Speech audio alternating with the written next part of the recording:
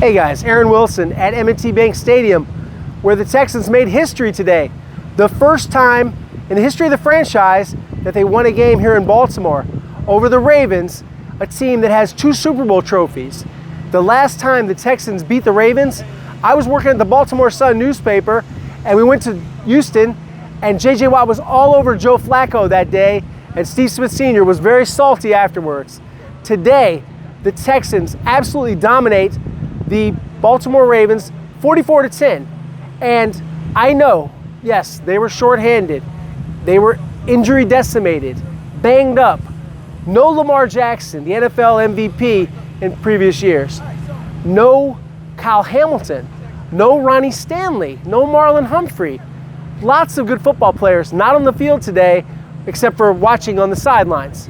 That said, you can't discount the victory. 44-10. A dominant win, the second highest margin of victory the Texans have had, their 4th most points in franchise history, and it was the manner in which they did it. C.J. Stroud, a masterful performance, 4 touchdown passes, 0 interceptions, completing passes to 10 different receivers.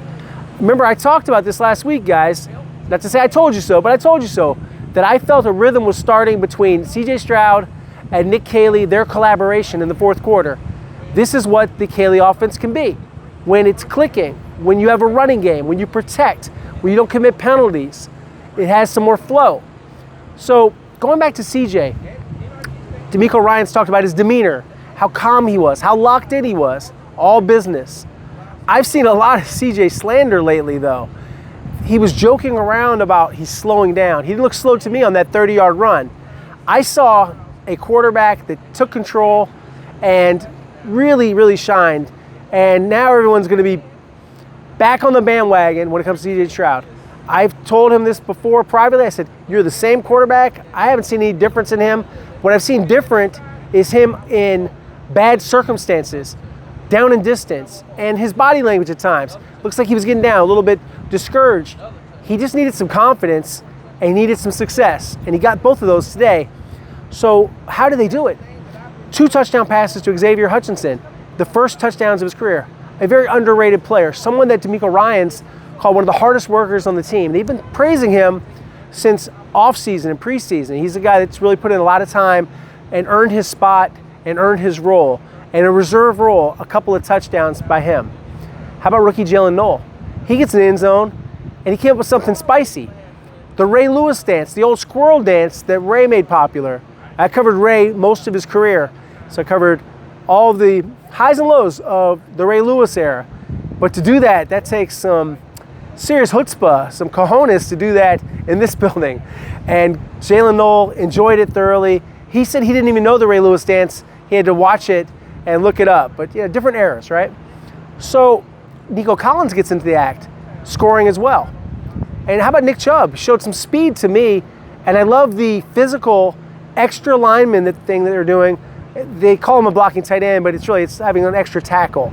So running that with Blake Fisher, in addition to having him line up next to Titus Howard for the most part, and Ed Ingram. They opened a big hole for Chubb to run through, and Chubb did the rest, accelerating away from pursuit. That's a good touchdown run. At any age, at any stage of his career. Maybe he's not a Pro Bowl running back anymore, but he's still a good running back. And we all thought that, oh, Woody Marks, they're going to do a bunch of Woody Marks. They didn't turn away from him. They went back to Chubb, and it still worked. Defensively, Jalen Petrie all over the football. 2 interceptions today, his 3rd interception of the season. And he was in the right place, right time, and they were a swarming defense. They were all over the ball. They also had an interception from Kamari Lassiter, who's been close to some, but finally gets that pick. His first since his rookie season. So one thing that I thought was so pivotal, and it was the only reason that anybody was giving the Ravens a chance at all in this game, was the presence of Derrick Henry, the powerhouse running back, the juggernaut, as I call him, that had 4 of his 6 200-yard career games at the expense of the Texans. This time, though, a different story altogether. Yes, he got in the end zone once, but he only had 33 rushing yards on 15 carries. They built a wall. As Azeez Al-Shire said so well before the game, you got to get in front of the train. They got in front of the train. Some personnel changes today. Juice Scruggs, left guard. We thought that was coming. We reported that would probably happen. 80% of the snaps last week. Now he takes over the left guard spot from Laken Tomlinson. And I'm seeing a flexibility from DeMeco Ryans, a willingness to make changes to personnel. If he thinks that someone else can help them and they can do better, then he will bench guys. Henry To'oTo'o did not start at linebacker today. He's missed a lot of tackles this season. He has among the most missed tackles in the NFL, along with Jalen Petrie.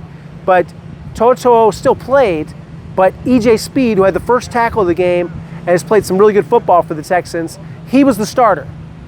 They involved Dalton Schultz more. 10 different receivers got the football, as far as backs, tight ends, receivers. Football spread around.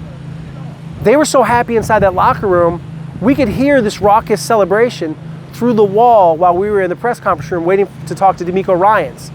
That's how happy they were. I went around the locker room, I talked to a lot of different guys, offense, defense, no special teams today, but they are important as well. I look at what they did, and I think this is a big step in the right direction, and this kind of changes the conversation a little bit. Yes, they still have some things to do, and they got to prove it against a team maybe that's not so injury-riddled like the Ravens. They get the bye week, they're 2-3, they won 2 in a row, momentum is back, going in the right direction, and then they go to the West Coast after the bye week to play the Seattle Seahawks on Monday Night Football, and people are going to start talking differently about the Texans again.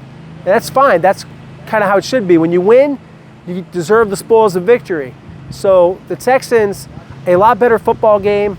Overall, a lopsided victory, a stonewalling of Derrick Henry, and as some call it, a big belt whipping, like Michael Irvin would say, BTA, belt to ass. They kicked their butt today, and this is a proud franchise that I covered for 15 years. They've got 2 Super Bowl trophies at their suburban facility in Owings Mills, Maryland, here in Baltimore County. But today, in Charm City, here in the Inner Harbor area, the Texans took care of business. They won this football game, and they have a lot to be proud of. They can celebrate this win. We'll hear from DeMeco Ryans on Monday. We're going to hear from Nick Caserio on Tuesday, and I think it's going to be a much different Nick Caserio press conference than it might have been if they had lost some of these games and if the offense was still looking bad and the offensive line was still looking bad. It took some time. I think we all underestimated how long it would take for Nick Caley's system to take hold and for these guys to kind of learn it and know it and be comfortable with it. And those things are happening now. I'm not saying that they're going to go to the Super Bowl. Who knows what will happen? But they look like they've got some hope now and that maybe they can contend to be a playoff team. And that's a big difference from where they were just a week or two ago when they're 0-3 and people were extremely concerned and hitting the panic button. And I get it. That's what happens when you lose football games. Everything's magnified. This is the NFL. This is the top spot. This is the big leagues. And when you don't win, they talk about you. They don't talk nice about you. That's part of it. That's part of being an NFL player. And I think, CJ said it really well earlier this year when he said, you're a hero and then you're a zero. Yep, that's what it is. But for now, the Texans, and I think looking at, where they are now as a franchise, this is something they needed to have happen. You got to be able to beat teams, regardless of the circumstances. Beat teams like the Ravens, beat teams like the Chiefs, beat teams like the Buffalo Bills. When you do things like that, you establish confidence, you establish credibility. It's not just only about what people think or say about you, because that's not tangible. It's the standings. It's winning, and it's winning games the right way and having a absolutely good performance. So this is one they can be proud of. And DeMeco Ryans, he made some interesting points. He said that he always thought Caley was coaching a good game, but they weren't executing, that they weren't playing the game the right way, that they weren't playing the kind of winning football that he knew they were capable of playing. So how do you go all of a sudden from this contender to 0-3? Well, you made too many changes, and you traded a 5-time Pro Bowl left tackle, Laramie Tunsil, to the Commanders. But Arion Jersey, he's getting better. He's improving. They are taking some steps. They're making some strides, and I think they have more options now. There's more weapons. So if you start doing things like involving Jalen Noel and Xavier Hutchinson, and be remiss not to mention him, Christian Kirk, one of the biggest plays of the game, that 46-yard catch. He caught all the passes thrown to him.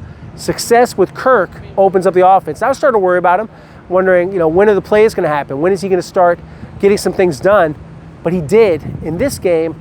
And yeah, I know they were missing a bunch of players, but you can't just completely discount good football by the Texans that they played. And this is a step in the right direction. They can build on this. In order to build on it, though, They can't get satisfied, and I don't think they will.